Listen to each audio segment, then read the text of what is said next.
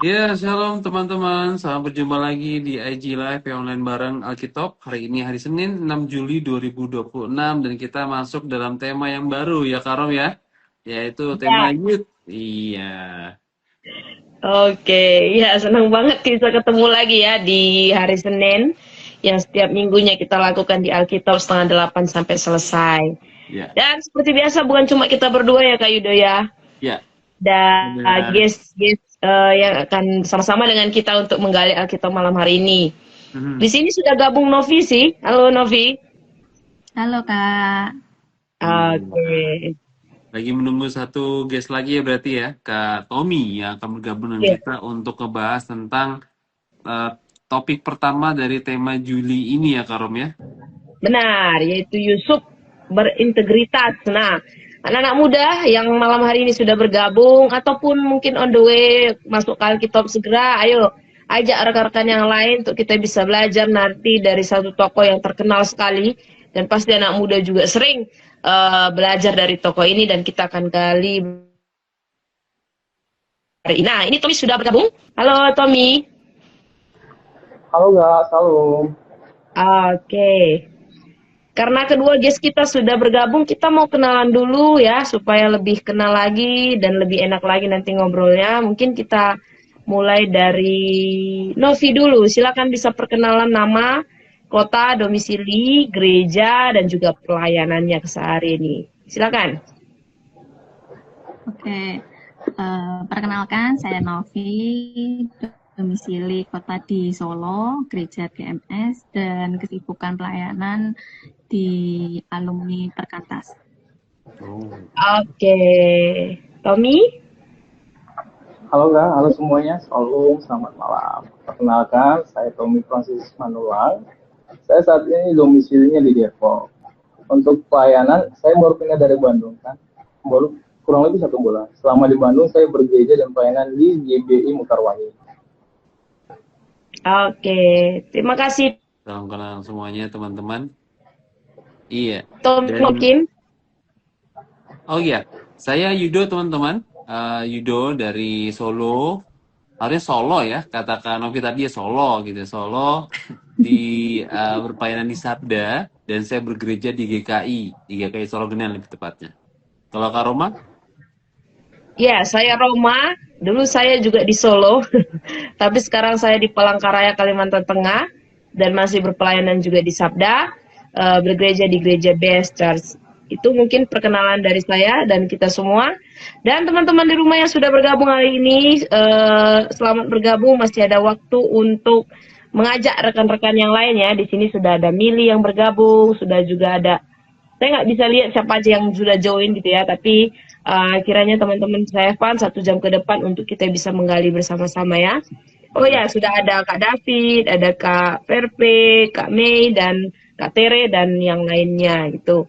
Nah, jadi kita ada di Alkitab, setiap minggu kita akan juga sampaikan deskripsi Alkitab ini ya. Alkitab ini satu pendalaman Alkitab dari Yayasan Lembaga Sabda untuk kita bisa menggali pasal-pasal yang terkenal, pasal-pasal yang top di Alkitab kita, makanya kita sebut sebagai Alkitab. Dan kita akan menggalinya dari sudut pandang yang baru dan dengan cara yang kekinian seperti ini, yaitu melalui Instagram Live. Dan di dalam Alkitab ini kita memakai satu metode yang sangat bagus dan juga sangat terstruktur untuk kita bisa menggali firman Tuhan, yaitu metode SABDA. Apa itu Kak Yudo? Ya, metode SABDA adalah metode PA ya, atau pendalaman Alkitab yang dibuat oleh Sabda, terkhusus untuk teman-teman yang digital generations. Jadi memakai alat-alat digital dan juga pakai metode ini pas banget gitu. Jadi ini ada 5 langkah. Yang pertama itu adalah S, simak, kita membaca dan juga mendalami teksnya. Kemudian A, analisa, kita menggali maknanya. Kemudian B, belajar, kita menyimpulkan segala hasil penilaian kita. Kemudian D itu ada doa dan diskusi. Doa itu kalau kita PA secara pribadi gitu. Jadi kita membawa segala apa yang kita dapatkan kepada Tuhan. Kalau kita dalam kelompok seperti ini kita pakainya diskusi. Jadi untuk memperkaya satu sama lain. Dan terakhir adalah A, aplikasi. Jadi aplikasi, tapi bukan sembarang aplikasi, ini adalah aplikasi yang konkret, aplikasi yang bisa dilakukan memang dalam satu waktu gitu ya dalam PH kita. Jadi teman-teman, ini adalah metode PA yang sangat sistematis dan juga bertanggung jawab gitu ya, sehingga kita boleh diubahkan oleh firman Tuhan. Begitu Kak Roma? Ya, teman-teman bisa pakai ya, dan bisa kunjungi situsnya untuk info lebih tahu lebih lanjut lagi, nanti bisa pelajari. Nah, kita akan segera mulai teman-teman untuk Alkitab hari ini. Kak Yudo bisa membuka dalam doa. Mari kita berdoa. Bapak Surgawi, terima kasih untuk malam hari ini kami anak-anak-Mu boleh dibawa masuk ke dalam penggalian Alkitab bersama ini. Kami berdoa Tuhan, kiranya dalam Alkitab kami boleh diberkati, kami boleh bertumbuh, dan kami boleh mengenal Engkau. Dan malam hari ini Tuhan, kami mau belajar tentang Yusuf dan juga karakternya. Kiranya Tuhan Kau menolong kami untuk memahami firman Tuhan dan juga belajar dari tokoh yang Tuhan pilih ini. Kami juga doa Tuhan untuk setiap kami, baik Kak Roma, Kak Tommy, Kak Novi, hamba-Mu, dan juga semua teman-teman kami yang berada dalam ruang Instagram Live ini, dan juga teman-teman yang dalam tim teknis. Kiranya Tuhan Kau menolong dan juga melindungi kami semua. Kiranya jaringan, listrik, dan juga keamanan kami Tuhan jagai sehingga semuanya berjalan dengan lancar. Terima kasih Tuhan Yesus, terima kasih. Kami mengucap syukur demi kemuliaan-Mu, kami berdoa. Haleluya. Amin. Amin. Baik, seperti tadi di awal ya, sudah dijelaskan bahwa hari ini kita masuk di dalam tema yang baru. Kalau kemarin sepanjang bulan Juni kita membahas banyak terkait burnout, tetapi juga terkait membahas pemulihan di dalam Tuhan ya.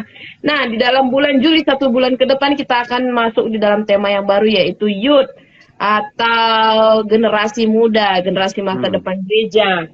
Nah, kenapa tema ini kita angkat dari Selabaga Sabda? Kalau dilihat memang sepanjang bulan Juli, salah satunya nanti akan ada juga peringatan Hari Anak Nasional ya. Jadi ini satu momen biasanya untuk kita bisa kembali melihat bagaimana gereja ataupun mungkin kita dari Selabaga Sabda untuk bisa mempersiapkan generasi gereja, generasi kunci. Nah, untuk itu Sabda mengambil momen ini juga untuk bisa memberikan perhatian melalui setiap bahas, setiap apa yang dimiliki oleh Selabaga Sabda sebagai satu momen untuk mempersiapkan generasi masa depan gereja gitu ya. Nah, khususnya di tengah perkembangan teknologi sekarang, digital sampai dengan AI yang sangat cepat sekali gitu ya. Dan di dalam tantangan ini pasti banyak sekali, ada banyak tantangan yang dihadapi oleh generasi sekarang gitu ya. Nah, karena generasi sekarang itu ada di tengah satu arus yang begitu sangat cepat gitu, kita harus membekalinya juga dengan firman Tuhan, sehingga mereka juga bisa diperlengkapi. Kita semua anak-anak muda atau generasi sekarang itu bisa diperlengkapi oleh firman Tuhan dan tetap catch up dengan zaman yang ada dan tetap bisa menjadi saksi Tuhan. Makanya sepanjang bulan Juli ini Sabda fokus mengangkat tema youth ini sebagai satu ajakan untuk semua generasi muda, generasi gereja, generasi anak, generasi digital, AI, untuk bisa terus mengasihi firman Tuhan, memanfaatkan teknologi yang ada yang cepat ini dengan bijaksana, bukan kecanduan, bukan edik, tetapi juga bertumbuh melalui setiap teknologi dan bisa dipakai untuk kemuliaan Tuhan. Kiranya salah satunya melalui Alkitab ini, teknologi dan firman Tuhan itu bisa benar-benar dipakai untuk Tuhan bisa dimuliakan dan anak-anak muda bisa semakin berdampak di dalam gereja maupun di dalam komunitas. Itu sedikit latar belakang tema kita bulan Juli dari Sabda gitu ya. Nah, sekarang kita akan coba sedikit saja latar belakang dari konteks kejadian dan khususnya pasal 39 yang akan kita gali hari ini dengan Kak Yudo. Silakan Kak. Oke, teman-teman, jadi kitab Kejadian itu adalah tulisan dari seorang Musa gitu ya, seorang patriark orang Israel gitu ya, dan dia menuliskan ini sebagai bagian dari Pentateuch atau 5 tulisan atau Torah gitu ya, kitab orang Israel. Dan waktu penulisannya itu kira-kira tahun 1446 sampai 1406 sebelum Masehi. Nah, ini tujuannya adalah untuk menjelaskan asal-usul atau generasi dunia dari awal gitu kan. Kemudian juga manusia, dosa, dan kemudian untuk bangsa-bangsa termasuk juga bangsa Israel. Nah, di sini juga ada banyak tokoh yang dibahas dalam kitab Kejadian gitu ya, terutama mereka yang merupakan patriark dari orang-orang Israel, orang-orang besar, orang-orang terkenal dari suku-suku Israel, dan tujuannya adalah untuk supaya orang-orang Israel sendiri mengenal asal-usulnya, mengenal leluhur mereka dan juga perbuatan-perbuatan Tuhan pastinya yang Tuhan lakukan dalam kehidupan mereka. Nah, kejadian pasal 39 ini adalah satu bagian ya dari begitu panjangnya tulisan Musa, dan di sini kita melihat tentang kehidupan Yusuf setelah dia masuk dalam rumah Potifar gitu ya.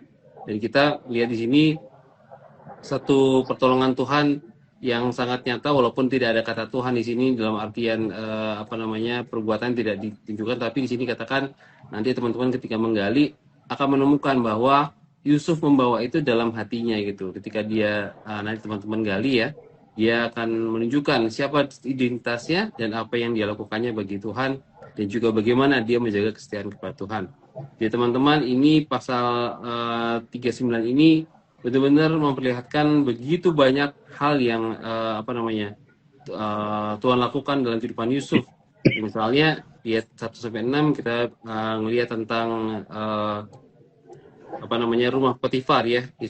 Yusuf hidup di rumah Potifar. Kemudian ayat kuncinya ayat 2, ayat 9, ayat 21 itu tentang bagian-bagian penting yang bisa kita bahas gitu ya dari pasal ini begitu.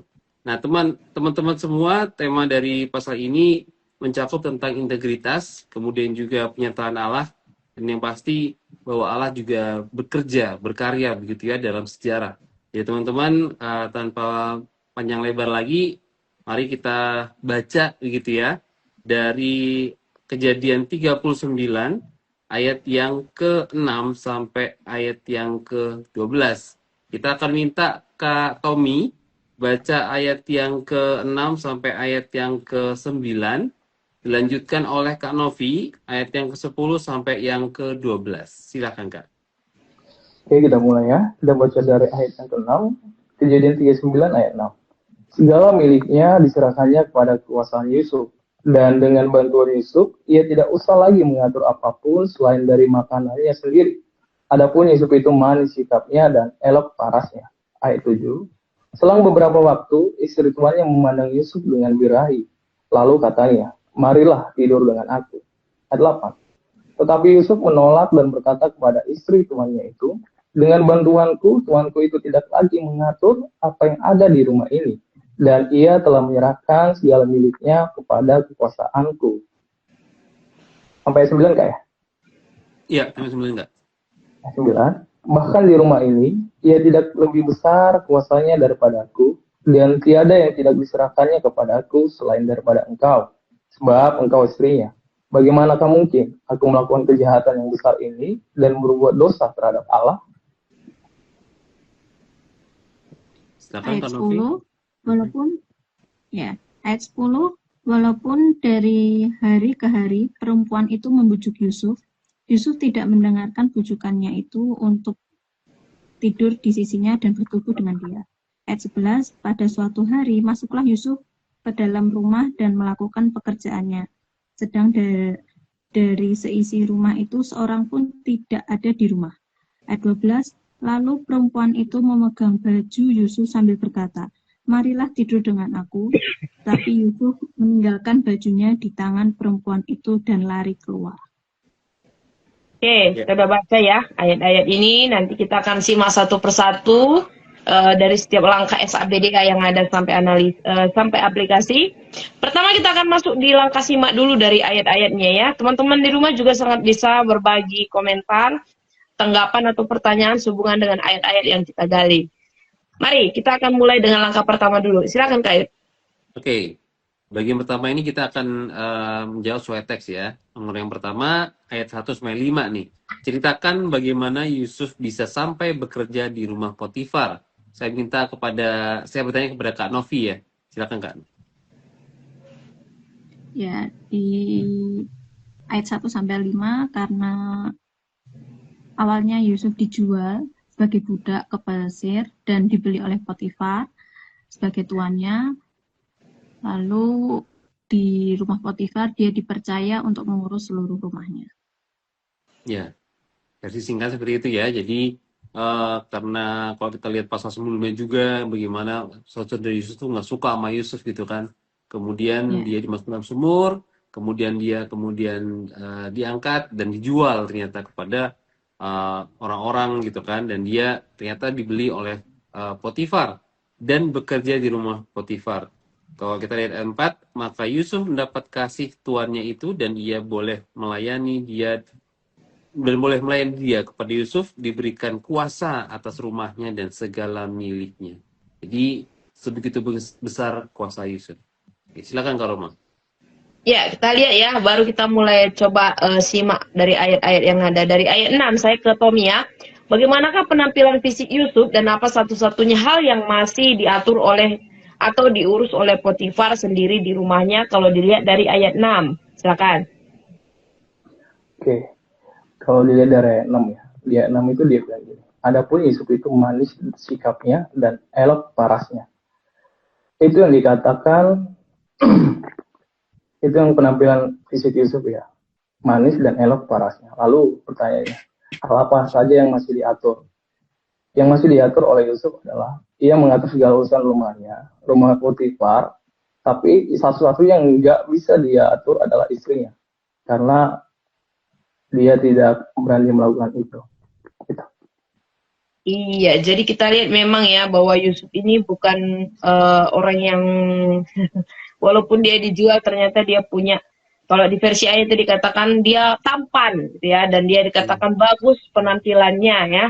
Bagus penampilannya berarti dia juga bisa disebut sebagai orang yang rapi gitu ya. Dan terkait makanan yang satu-satunya tidak diurus oleh Yusuf ini satu apa ya, satu hal yang kalau kita kelihatan bahwa semua memang dipercayakan kepada Yusuf, dan memang hanya salah satu tentang makanan yang tidak bisa diurus oleh Yusuf. Dan ini satu kepercayaan yang luar biasa ya yang dimiliki oleh Yusuf dari Potifar itu. Nah, kita akan coba lihat ke ayat-ayat yang berikutnya. Silakan Kak Yud. Ya, kita ke ayat 7 ya, Kak Novi. Kak Novi, kalimat apa yang diucapkan oleh istri Potifar saat memandang Yusuf dengan birahi dari ayat yang ke-7? Silakan Kak. Ya, di situ istri Potifar berkata, marilah tidur dengan aku. Iya, jelas banget ya, malah tidur dengan aku. Dan ini di beberapa versi lain, tidurlah denganku. Jadi kayak sebuah perintah gitu dari kalau di TB kayak sekedar undangan gitu ya, marilah tidur denganku gitu. Tapi kalau di beberapa versi yang lain, terutama di bahasa Inggris itu dibilang kayak satu perintah gitu, tidurlah denganku gitu. Jadi ini bukan undangan, tapi sebuah perintah dari seorang nyonya gitu ya, seorang orang di atasnya dia untuk melakukan hal yang asusila di rumah tuanya sendiri. Oke? Silakan Kolom. Ya, di bagian 8 dan juga ayat 9, ketemu lagi, alasan apa sih yang Yusuf berikan untuk menolak ajakan istri Potifar tadi itu yang marilah tidur denganku? Silakan. Kalau kita lihat konteks ayat 8 ya, ayat 8 bilang gini, tetapi Yusuf menolak dan berkata kepada istrinya, dengan bantuanku, tuanku itu tidak lagi mengatur apa yang ada di rumah ini, dan ia telah menyerahkan segala miliknya kepada kekuasaanku. Artinya adalah, ia tidak berani melakukan hal-hal apa saja yang tidak dipercayakan oleh Potifar kepada Yusuf sendiri. Bahkan sekalipun ketika istri Potifar merayu-merayunya, itu tidak mau dia lakukan. Iya, jadi dia mengerti gitu ya ketika dia menerima ajakan ini satu pengkhianatan kepercayaan ya, karena sudah dipercayakan semua kepada Yusuf selain tadi urusan makanan gitu ya. Dan dikatakan di rumah ini dia tidak lebih besar kuasanya daripada aku gitu ya. Bukan berarti Yusuf lebih berkuasa dari Potifar karena besar kuasanya daripada aku gitu ya. Dalam hal pengelolaan seluruh rumah tangga yang ada, memang kita lihat bahwa Potifar sudah memberikan semua wewenang itu, dan itu sangat luas kepada Yusuf. Jadi dia punya otoritas yang besar untuk melakukan semuanya gitu ya. Dan selain daripada itu hanya ada satu yang tidak, yaitu batasan yang jelas, yaitu istri Potifar sendiri gitu ya. Jadi istri Potifar dia tahu itu bukan miliknya walaupun dia punya kuasa atas rumah gitu ya, karena itu adalah istri dari tuannya, dan Yusuf menghormati bagian itu, batasan-batasan itu. Tetapi ada yang lebih dari itu, dan yang ini kita lihat masih di ayat yang ke-9 ini Kak Yud. Silakan. Iya. Kepada siapakah Yusuf merasa akan bersalah atau berdosa jika ia menuruti keinginan istri Potifar, istri majikannya itu, dari ayat 9. Silakan Kak. Oke, dari ayat 9 dikatakan bagaimana mungkin aku melakukan kejahatan yang besar itu dan berbuat dosa terhadap Allah. Berarti Yusuf merasa berdosa kepada Allah.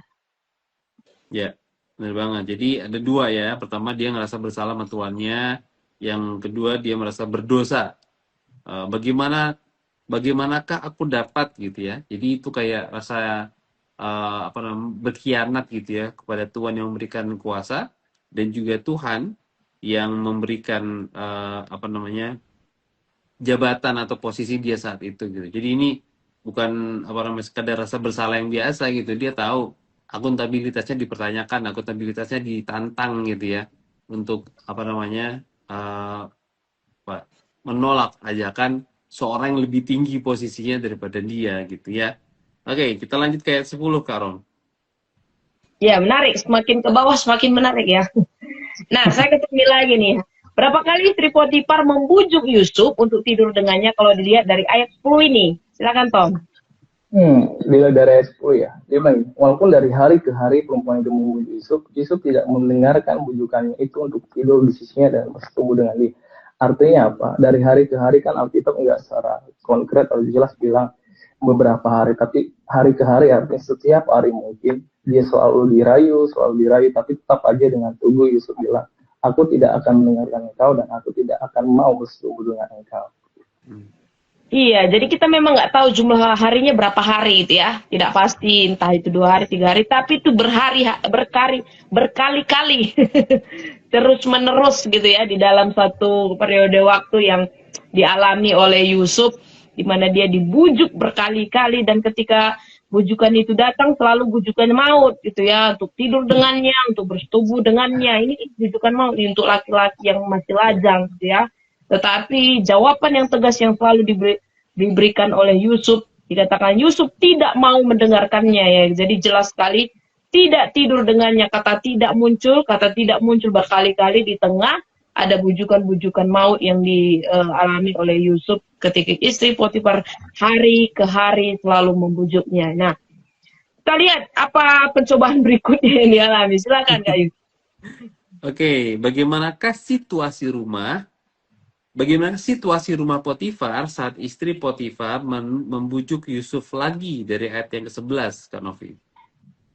Ya, di ayat 11, tidak ada seorang pun di rumah selain mereka berdua. Jadi posisinya benar-benar mereka berdua di dalam rumah itu. Iya, kita penunjukkan seperti itu yang menulisnya ya. Tidak ada siapapun gitu ya. Dikatakan kalau bahasa Inggris, but it happened about this time when Joseph went into the house to do his work and none of the men of the house was inside. Jadi nggak ada satupun orang dalam situ gitu. Tetapi Yusuf punya sesuatu yang lain, pikiran yang lain begitu ya. Oke, silakan Kak Roma.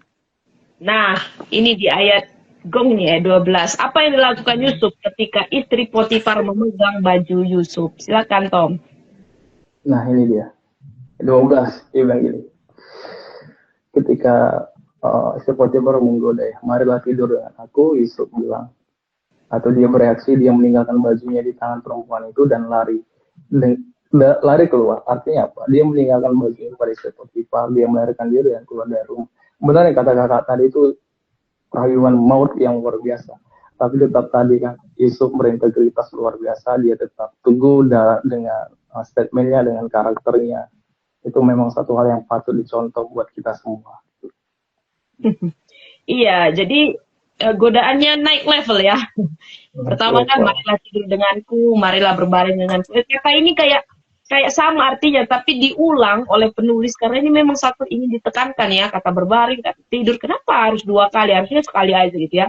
Jadi sebenarnya penulis ingin menekankan tentang godaan yang dialami oleh Yusuf gitu ya. Tetapi di ayat 12 ini naik, bukan cuma mari Yusuf tidur denganku, tapi dikatakan dia menarik bajunya. Berarti godaannya itu semakin tinggi levelnya gitu ya. Tetapi ketika godaan itu muncul di ayat 12, dikatakan Yusuf meninggalkan bajunya. Jadi ketika ada godaan yang semakin naik levelnya gitu ya, dia tidak tinggal diam gitu ya. Dia saat mengambil suatu respon yang sangat cepat menurutku dan sangat tegas sekali. Kalau ada momen ini tidak ditangkap dengan jelas, pasti mungkin akan seperti apa gitu ya. Tetapi dia menangkap hal ini dengan baik gitu ya, dan dia segera pergi. Dikatakan dia meloloskan diri dan pergi keluar. Ini sebenarnya tindakan yang paling penting kalau kita lihat dari ayat 12 ini, bagaimana dia tidak mengatakan nanti dulu atau berdebat dulu, jangan gitu ya, tetapi dia harus langsung pergi gitu ya. Satu tindakan yang baik sekali, memilih keluar secepat mungkin dari godaan istri Potifar ini gitu. Nah, ini ada beberapa tanggapan yang saya lihat. Saya baca dulu ya sebelum kita masuk ke langkah berikutnya ya. Dari teman-teman yang di rumah, silakan juga bisa menanggapi apa nih yang menarik dari beberapa yang kita gali seputar Yusuf ini. Dari Agnes mengatakan ayat 7, itu bentuknya imperatif, satu perintah ya. Tadi sudah disampaikan juga ya, jadi bukan sekedar rayuan gitu ya, tapi suatu perintah karena memang istri Potifar itu punya kuasa. Dari Kak Reza mengatakan kembali ke pertanyaan sebelumnya, ayat 9, merupakan definisi takut akan Tuhan yang sesungguhnya. Yusuf memilih masuk penjara daripada harus berdosa kepada Allah dan mengkhianati kepercayaan tuannya. Menarik, karena bagian yang disampaikan Reza ini akan kita gali di bagian analisa ya. Oke, saya ke Novi. Novi mungkin. Halo, Kak Roma. Terus menerus merayu Yusuf. Gimana, Kak? Kak Roma sempat buffering atau freeze di tempatku. Tempat teman-teman Kak Roma buffering nggak? Iya, betul. Oh, sekarang sudah? Sekarang sudah nggak? Aman. Oke, aman. Ya, saya ke Noviana ya. Bagian analisa yang pertama, istri Potifar terus-menerus merayu Yusuf. Padahal sejak awal Yusuf sudah menolak. Apakah karena penolakannya itu tidak tegas? Pelajari kata menolak dalam bahasa Ibrani-nya. Silakan. Oke. Dalam bahasa Ibrani-nya ada kata ma'en. Nah, di situ artinya menolak dengan tegas dan tidak mau berkompromi sama sekali. Oke, dan apa nih kaitannya dengan Yusuf yang terus menolak? Apakah ini artinya tadi ya tidak mau kompromi sama sekali, berarti penolakannya ini tegas atau tidak? Kalau dari penangkapan Novi dalam penggaliannya. Sangat tegas, dia tidak mau berkompromi, dia mungkin juga tidak sama sekali tidak memberi celah atau memberi kesempatan, bahkan dia lari dari beberapa godaan, bujukan, rayuan dari si istri Potifar. Baik, jadi kata menolak ini memang sangat berarti sangat menolak dengan bersikeras gitu ya, kalau tidak mau gitu ya. Dan kata ini sering dipakai juga di dalam beberapa tokoh Alkitab di Perjanjian Lama, misalnya kayak Musa menolak panggilan Tuhan, itu bersikeras, tapi juga pada akhirnya juga mau gitu ya. Atau umat Israel yang menolak mendengarkan Tuhan, itu juga bersikeras menolak panggilan Tuhan. Jadi ini memang satu sikap yang jelas gitu ya. Kata menolak itu bukan kata yang kayak antara ya atau enggak gitu, tapi enggak sama sekali gitu ya. Jadi di sini bukan berarti Yusuf kurang tegas atau Yusuf terlalu melankolis, enggak gitu ya. Jadi kita bisa lihat di ayat 10 sekali dikatakan hari demi hari perempuan itu berbicara kepada Yusuf, tetapi Yusuf tidak mau mendengarkannya gitu ya. Jadi masalahnya bukan karena Yusuf nggak tegas atau tegas, tapi karena kerasnya hati istri Potifar itu pun membuat Yusuf tetap menolak dari istri Potifar yang suatu saat berharap untuk bisa menggoda Yusuf gitu ya. Jadi penolakan yang tegas ini membuat Yusuf nggak langsung selesai di situ gitu, tapi terus menerus dia menolak secara tegas. Dari hari ke hari ada penolakan yang berkali-kali datang ketika percobaan, berkali-kali datang juga dari perempuan yang sama gitu ya. Nah, mungkin itu kata menolak. Sekarang kita lihat bagian yang kedua nih, kata yang menarik lagi di parikop ini, Kak Yus, silakan. Ya, saya udah Kak Tommy ya. Mengapa Yusuf merasa berdosa kepada Allah dan bukan kepada Potifar? Silakan Kak Tommy jelaskan pengertian kata berdosa dalam konteks pasal ini, Kak. Silakan. Oke, Kak. Nah, harusnya di situ kan Yusuf bilang dia berdosa terhadap Potifar kan, karena konteksnya di situ dia sedang dirayu oleh istrinya. Tapi kenapa dia malah bilang dia berdosa terhadap Allah? Kata berdosa di sini sebenarnya agak keren ya, pakai bahasa aslinya ya, bahasa Ibrani ya. Kata berdosa di sini pakai bahasa hata, itu artinya melesat dari sasaran, gagal memenuhi standar dan melanggar kehendak Allah. Kita juga tahu bahwasanya seharusnya Yusuf juga tidak hanya dia menyadari bahwasanya ia tidak hanya sekedar mengkhianati Potifar, tetapi juga dia tahu bahwasanya Allah selalu melihat umatnya, Allah selalu melihat anak-anaknya. Jadi dia tidak mau menyakiti hati Allah dengan cara berbuat dosa demikian. Karena dia tahu dia adalah anak yang Yusuf adalah seorang yang mengasihi Allah, dan tentu ekspresi dari kasih itu adalah menjaga kekudusannya dengan berintegritas tetap teguh kepada standar hidup kudusnya. Itu sih kan. Iya, benar banget. Jadi meskipun nggak ada sosok pribadi Allah dalam kisah ini gitu kan, tetapi kita bisa melihat dalam sikapnya si Yusuf gitu ya. Yusuf punya moral yang sangat kenceng gitu, sangat kuat gitu. Bahkan ketika digoda ini pun dia masih dalam dia sudah dalam tahap tegas tadi ya. Jawabannya tegas, tidak sampai akhirnya disudutkan, baru dalam hal itu dia melepas bajunya gitu untuk lari gitu kan, untuk keluar gitu. Bahkan di sini bilang tadi Tommy bilang kata itu artinya meleset, nggak tepat sasaran, melakukan hal yang salah, berdosa gitu ya. Dan ini kayak bisa dibilang dia takut tidak memenuhi standarnya Tuhan gitu. Karena Tuhan itu sebagai standar moral yang paling tinggi dalam kehidupan orang Israel gitu, orang Yahudi saat itu gitu. Oke, jadi itu adalah satu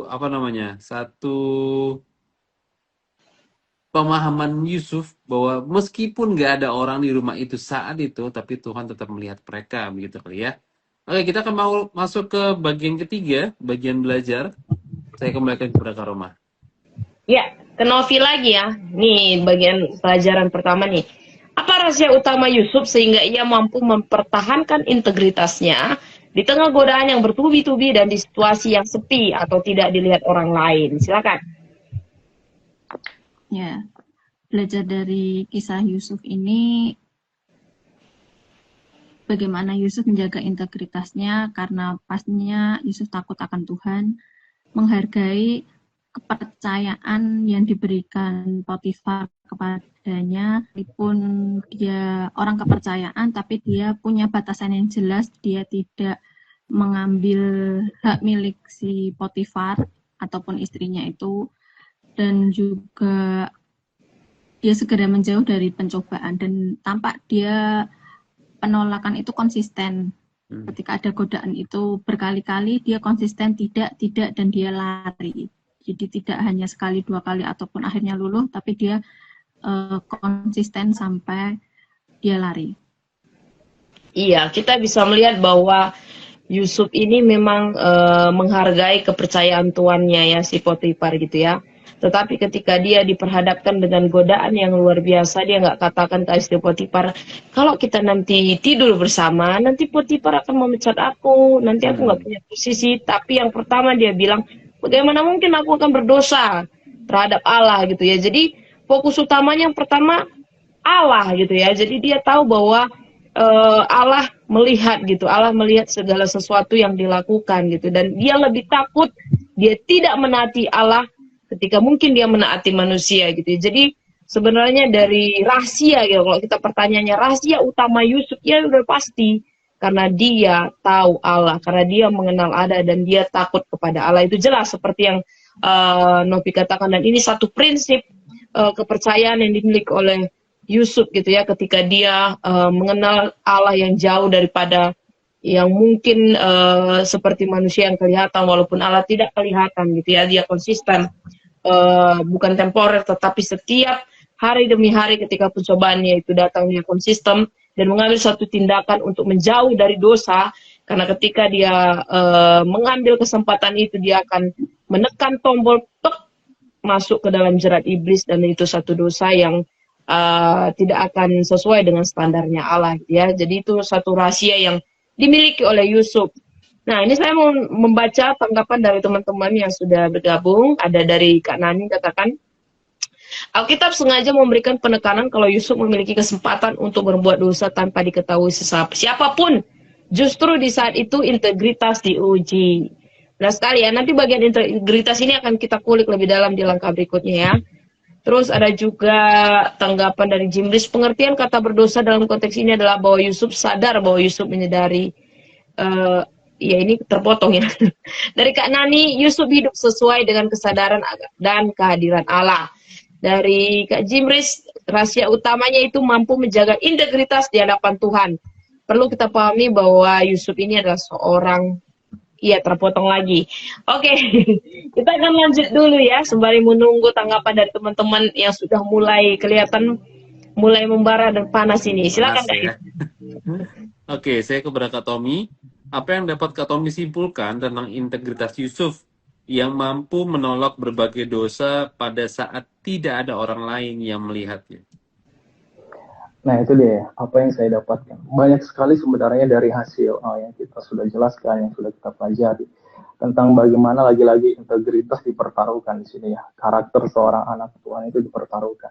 Yang aku lihat apa, ketika tidak ada seseorang yang mengawasi, Yusuf tetap bisa memegang prinsip karakter bagaimana memiliki standar untuk menjaga kekudusannya hari demi hari. Walaupun sebenarnya kayak masih terngiang-ngiang sebenarnya yang dibilang Kak Roma ya. Kak Roma tadi ini tantangan mau sebenarnya, bukan hanya bagi laki-laki ya, tapi kalau perempuan juga menghadapi sebaliknya juga begitu ya. Sebenarnya kalau ketika Yusuf mengiyakan, dia sebenarnya aman-aman aja. Dan juga pasti istri Potifar nggak bakalan kasih tahu kalau kejadian itu terjadi. Tapi ia tetap memegang teguh, tetap menjaga kesetiaannya kepada Tuhan. Dan ujung-ujung walaupun kita tahu hasil dari penolakannya, ia menderita kembali, dijebloskan kembali ke penjara. Tapi tetap bagi dia yang lebih penting adalah menjaga standar kekudusan untuk Allah. Itu sih yang gue dapatkan. Ya, benar banget. Jadi integrasinya dia itu sebenarnya jangkarnya atau pusatnya itu bukan pada apa yang dilihat manusia, begitu ya. Kadang-kadang orang integritasnya tuh kayak berdasarkan apa yang dilihat manusia gitu. Ada bos, ada atasan, mungkin ada orang-orang yang kita suka misalnya gitu. Integritas kita tuh berdasarkan apa yang mereka lihat saja gitu. Tapi si Yusuf ini integritasnya tuh jauh lebih tinggi gitu. Dia menautkan integritasnya atau pilihannya dia itu bukan pada apa yang kelihatan tapi apa yang tidak kelihatan. Nah, ini kayak jadi keinget Alkitab minggu lalu ya, Kak Roma ya. Jadi kayak tentang hal yang tidak kelihatan, Tuhan tidak kelihatan, tapi disitulah dia menautkan integritasnya dia kepada Tuhan gitu. Dan itu yang jadi kayak menolong Yusuf untuk tetap memiliki hati nurani yang benar di hadapan Tuhan gitu, sehingga dia tidak memilih apa yang salah meskipun nggak ada orang, nggak dilihat orang, tapi dia tahu ada satu pribadi yang melihat dia melakukan dosa itu. Oke? Kita masuk ke bagian keempat, teman-teman. Nah, ini bagian doa dan diskusi. Nah, ini biasanya jadi sesi yang paling seru ini. Silakan, Kak Rob. Iya, karena sesi yang paling seru, saya mau bertanya nih, keseruan yang pertama ke Novia.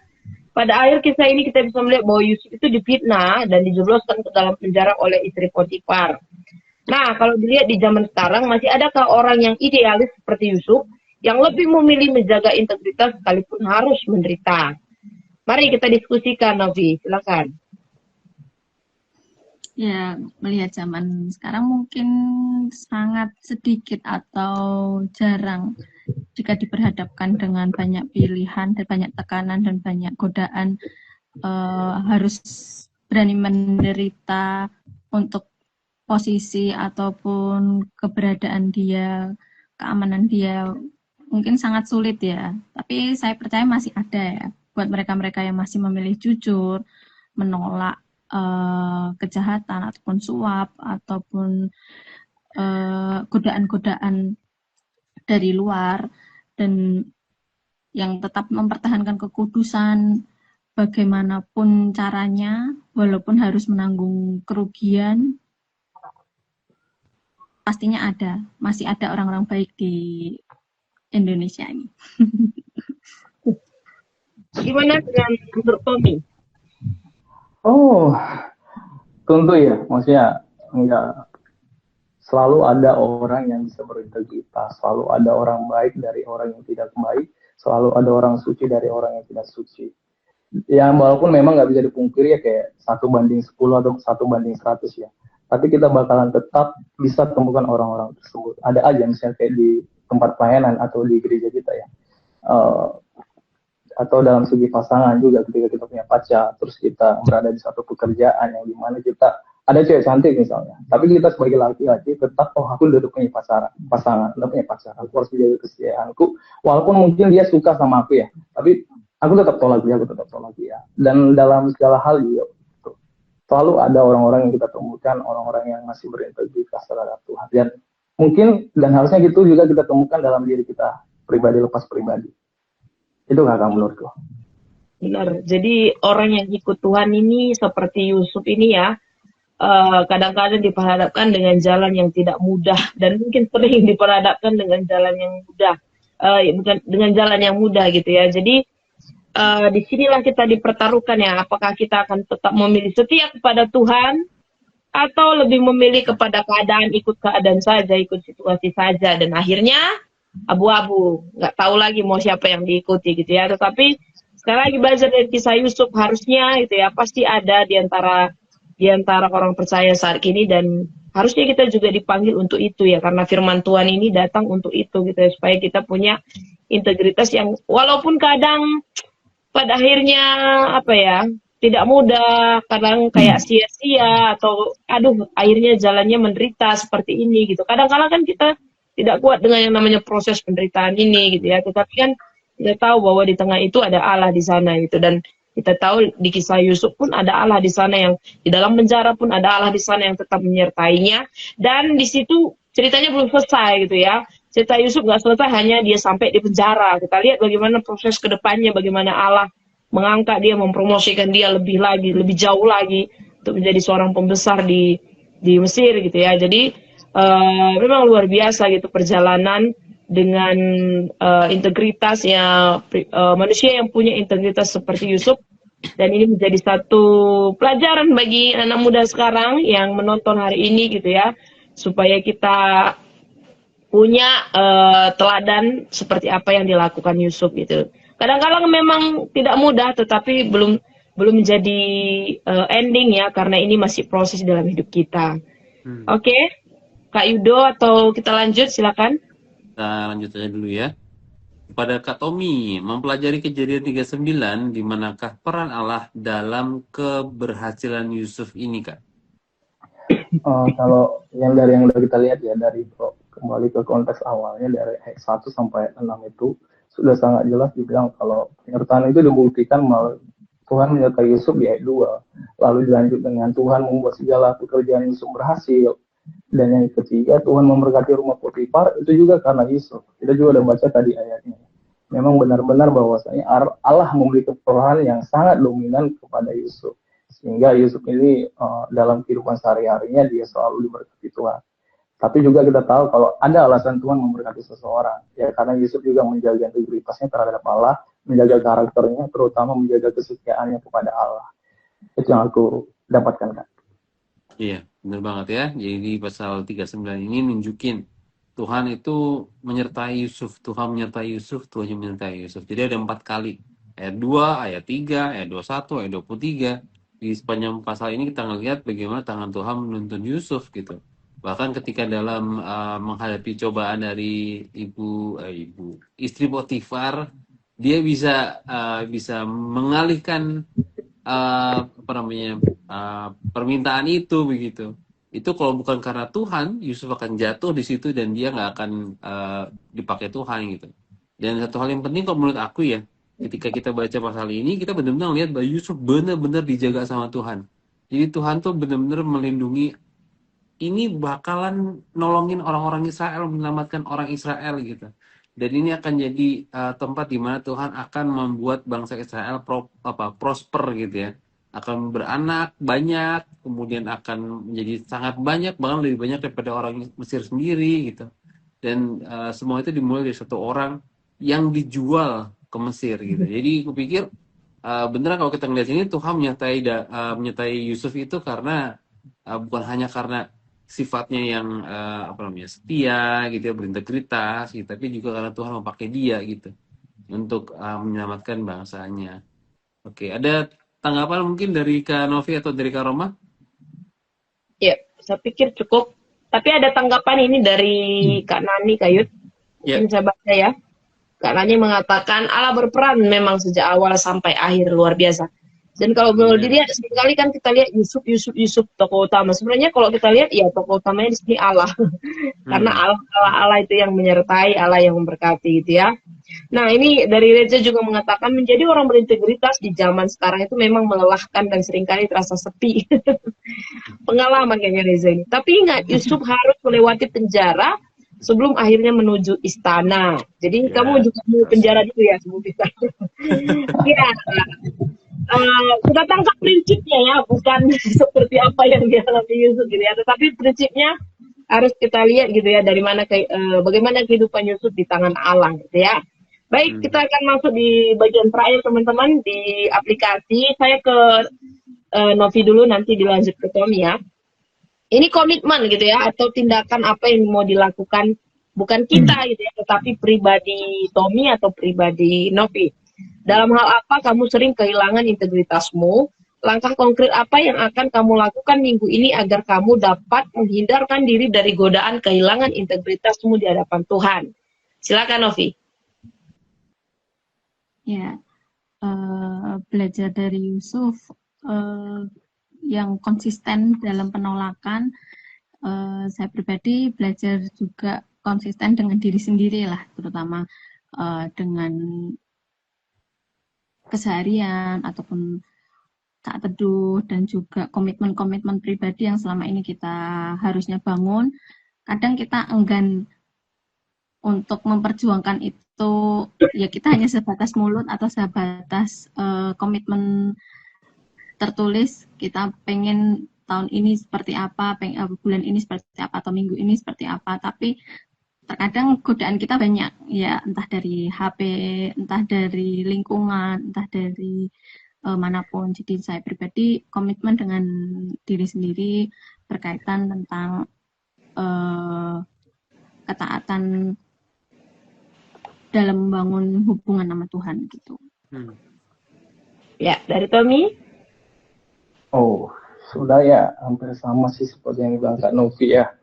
Tapi jujur dulu ya, setiap manusia memang punya kekurangan, tapi nggak bisa dijadi alasan untuk tetap berada di dalam kekurangan itu.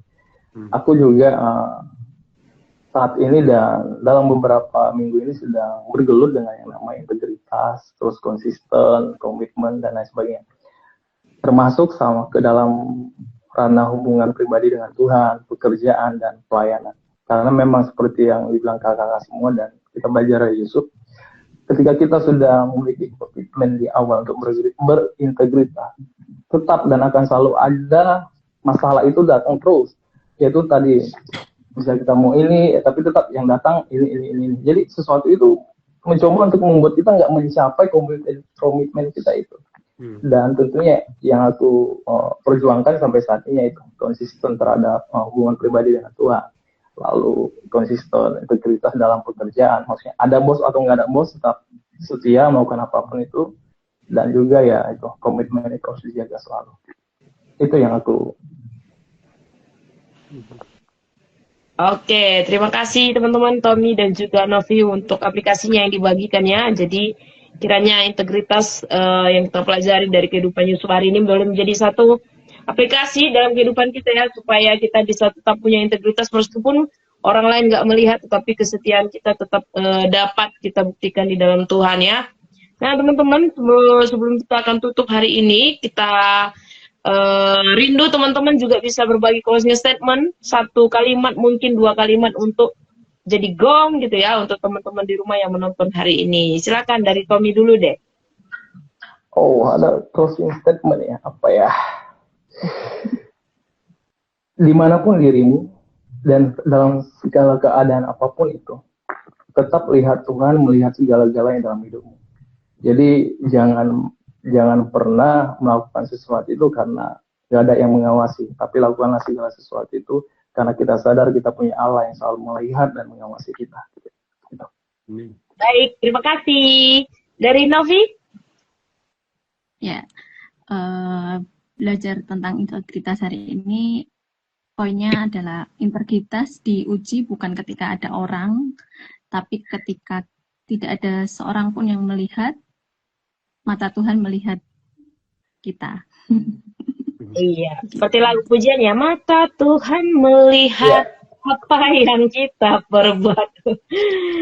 Jadi terima kasih ya. Kalau dari saya hampir sama dengan Novi ya, integritas, karena hari ini kita belajar tentang integritas. Integritas itu adalah satu pilihan untuk kita terus menyenangkan hati Tuhan, bahkan ketika orang lain nggak melihat gitu ya, karena ada orang yang terlihat punya integritas karena ada yang lihat gitu ya, padahal ketika nggak ada yang lihat sebenarnya nggak punya integritas gitu ya. Walaupun tidak ada yang memuji, walaupun tidak ada yang melihat, walaupun di tengah mungkin penderitaan, biarlah integritas itu dapat teruji nantinya ya, dan kesetiaan kita akan tetap ya kita berikan kepada Tuhan gitu. Nah, ini Kak Yudo mau memberikan kesimpulan sebelum kita tutup bersama-sama. Silakan Kak Yud. Iya, jadi dari PA dari Kejadian 39 ayat 6 sampai 12 ini kita melihat banyak ya tentang Yusuf gitu ya.